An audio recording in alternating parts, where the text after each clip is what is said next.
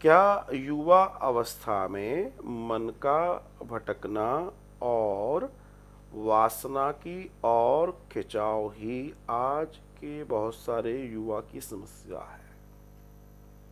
समस्या तो है। अब आप कहेंगे समस्या क्यों है? दरअसल क्या है कि आज के परिप्रेक्ष्य में अगर हम देखें तो चारों तरफ ही काम पसरा हुआ है, चारों तरफ। और जितना काम पसरा हुआ उतना राम नहीं पसरा। ये बड़ी समस्या है। दूसरी चीज, जब अपराध बोध या अपराध बढ़ने की चर्चा आती है तब दो चीजें बहुत महत्वपूर्ण होती हैं अपराध के लिए। अकेलापन, बहुत ध्यान से समझिएगा इस बात को। चोरी अकेलापन मांगती है, काम अकेलापन मांगता है, आदि आदि जो दर्शन है वो अकेलापन मांगते हैं। तो ये जो अकेलापन है आज इतना बढ़ गया है, इतना ज्यादा बढ़ गया है, अवेलेबिलिटी हो गई, उपलब्धता हो गई, पहले नहीं था। तो ये इसकी अधिकता के कारण क्या हुआ, व्यक्ति ने सोचा यही एक साधन है, क्योंकि दिखाया वही जा रहा है, परोसा वही जा रहा है, हमारे आसपास वही हो रहा है, घर में बाहर सब जगह वही है। और उस वजह से आप युवा की बात कर रहे हैं, कौन किसके ऊपर उसका प्रभाव नहीं है। बचेगा वही जो राम के श्री चरणों के, परमात्मा के श्री चरणों के निकट है इससे।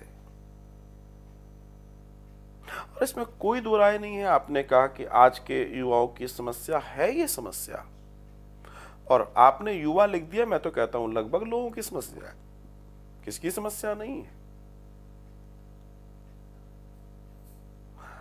ये बड़ी बीमारी है, क्योंकि जब कोई भी चीज किसी पर्टिकुलर्स के लिए डिजाइन होती है और वो पर्टिकुलर्स के लिए ना होकर सबके लिए डिजाइन होने लगती है, सबकी उपलब्धता बन जाती है, तो वो अपराध हो जाता है।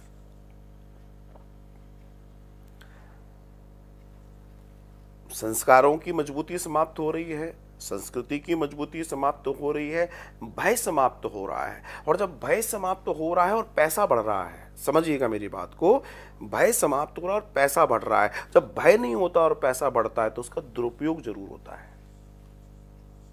और ये सब दुरुपयोग ही है जो हो रहा है, और हम लोग खुली आंखों से देख रहे हैं। और मेरा स्पेशली युवाओं से ये निवेदन है कि अपने आप को बचाकर रखें, क्योंकि जीवन आजकल कोरोना के बाद एक हवा सी चली है, वो ये चली है, अब देखो जीवन का कोई भरोसा नहीं है, 4 दिन की जिंदगी है, डू एंटरटेनमेंट। नहीं, बिल्कुल नहीं। आपको ये जानना पड़ेगा कोरोना के बाद कि आपकी जिंदगी कितनी कीमती है, और आपके बगल के लोग चले गए, आप बचे हो, इसका मतलब ये परमात्मा की कृपा है। अपने आपको उस परमात्मा की शरणागति कर दीजिए, कर दीजिए।